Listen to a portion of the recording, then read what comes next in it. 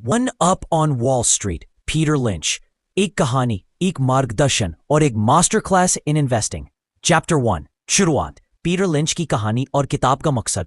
दोस्तों, जरा सोचिए, शेयर मार्केट में नए हैं, आपके पास ना तो बड़ी डिग्रीज है, ना ही वॉल स्ट्रीट का बैकग्राउंड, लेकिन आपके पास है जिज्ञासा, क्यूरियोसिटी, कॉमन सेंस और रोजमर्रा की ऑब्जर्वेशंस।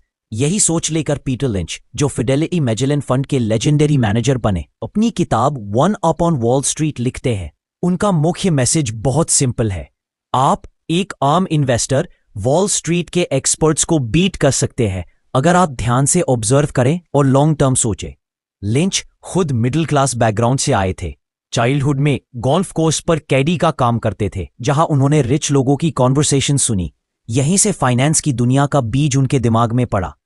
किताब का मकसद यह दिखाना कि ordinary investors have an as.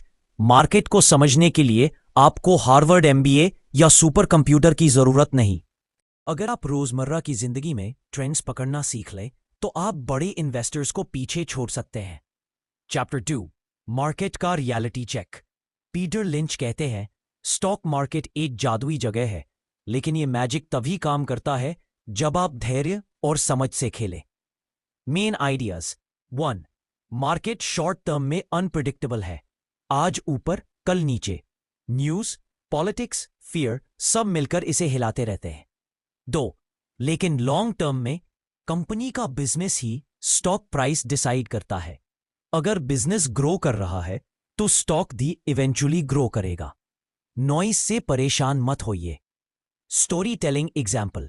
सोचिए, आप कैफे, कॉफी डे या डोमिनोज में जाते हैं। आपको दिखता है कि क्राउड बहुत बढ़ रहा है, न्यू आउटलेट्स खुल रहे हैं, डिलीवरी एप्स पर ऑर्डर्स बढ़ रहे हैं। ये ग्राउंड लेवल सिग्नल है। वॉल स्ट्रीट के एनालिस्ट्स शायद 6 महीने बाद रिपोर्ट लिखें, लेकिन आप तो आज ही देख सकते हैं। यही है पीटर लिंच का मंत्रा, invest in what you know. Chapter 3, stocks के 6 कैटेगरीज। पीटर लिंच की मास्टर क्लासिफिकेशन। लिंच ने स्टॉक्स को 6 कैटेगरीज में बांटा ताकि इन्वेस्टर्स आसानी से समझ सके। 1, स्लो ग्रोअर्स, बड़ी कंपनीज, ग्रोथ धीमी।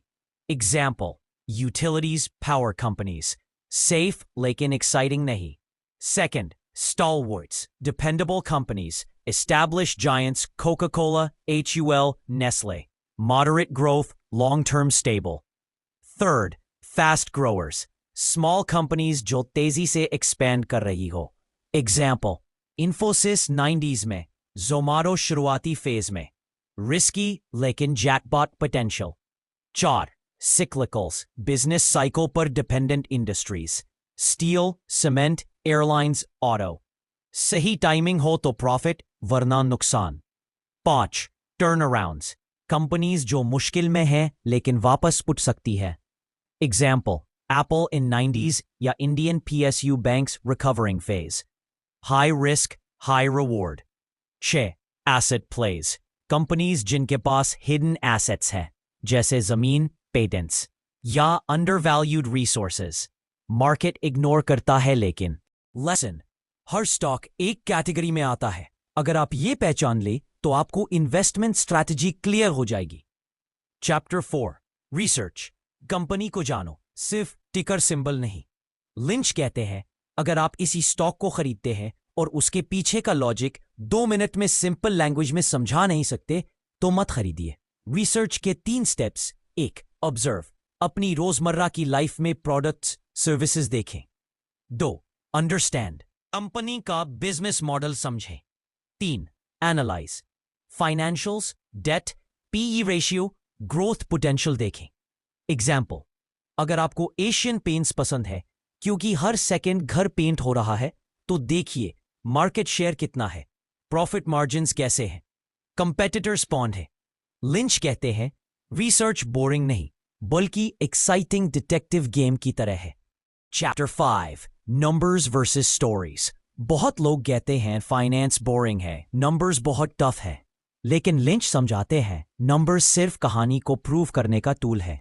रियल चीज है कंपनी की कहानी, स्टोरी लाइन। एग्जाम्पल, मान लीजिए Titan company Tanishq watches. Story, India में middle class luxury products adopt कर रहा है। वेडिंग्स में ज्वेलरी का खर्च कल्चर का हिस्सा है। Numbers, high revenue growth, strong ROE, कम डेट, स्टोरी और नंबर्स अलाइन हो तभी इन्वेस्टमेंट स्ट्रॉन्ग है।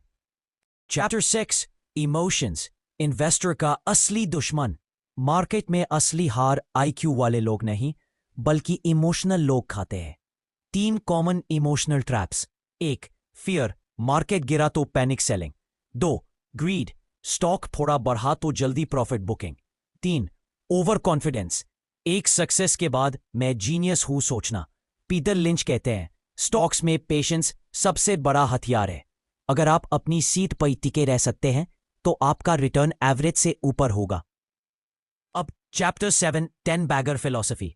लिंच का सबसे फेमस कॉन्सेप्ट 10 बैगर स्टॉक्स, मतलब वो स्टॉक्स जो अपनी कीमत 10 गुना कर दे। कैसे पकड़ें 10 बैगर्स? अर्ली ग्रोथ कंपनीज में इन्वेस्ट करें, स्ट्रॉन्ग बिजनेस मॉडल हो, लॉन्ग टर्म होल्ड करें, बीच में पैनिक सेलिंग मत करें। एग्जाम्पल, पीटर लिंच ने डंकिन डोनट्स जैसे सिंपल कंपनी में इन्वेस्ट करके फॉर्च्यून बनाया।